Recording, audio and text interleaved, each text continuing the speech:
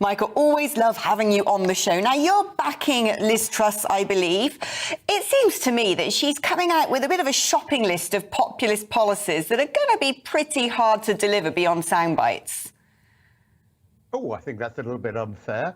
I mean, it's quite extraordinary the way Rishi now has totally done a U-turn over the situation with tax on gas and fuel and all the rest of it.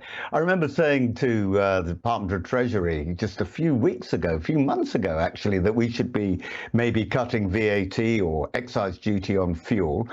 And their argument was, first of all, it's untargeted. In other words, rich people would be benefiting as well as the poor.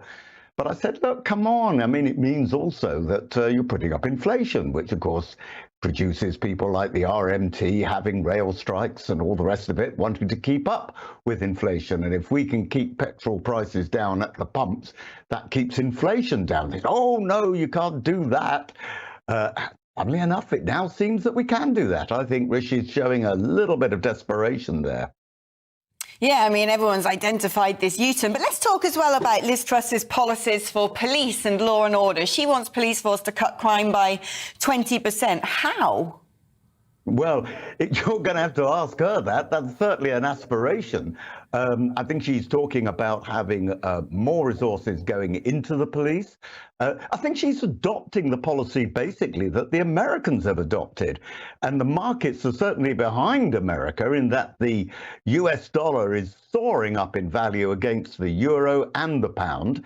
And what the Americans are doing is saying, look, actually, it benefits the nation's economy sometimes to invest money, providing you don't do it in the extreme. You invest money and you borrow to invest just to keep the economy going. And I suspect that's the road she's going down. But I'm going to say, Alex, I'm not part of her team.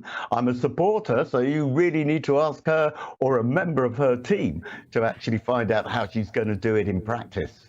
Fair enough, Michael. I always love you for your candour. And if I was running for Prime Minister, you'd definitely be part of my team. Oh, well, thank you. By the way, I wanted to ask you, I know it was terrible what happened last night with Kate McCann, and I'm really pleased, we're all very pleased that, you know, she's well and fit, apart from a nasty bruise, I understand, but nothing serious. But, you know, I couldn't help but think, I was looking at the Barb television ratings. They're the television ratings which measure how well television companies do. And GB News is doing really well, and poor old Talk TV is nowhere there. Oh, you know, Michael, it's the only bit of publicity they can get. Unlike Sunak and Truss, we are not obsessed with being in a race against each other. We just take the moral high ground. Michael Fabricant, they're doing his bit, I think, to stand up for GB News.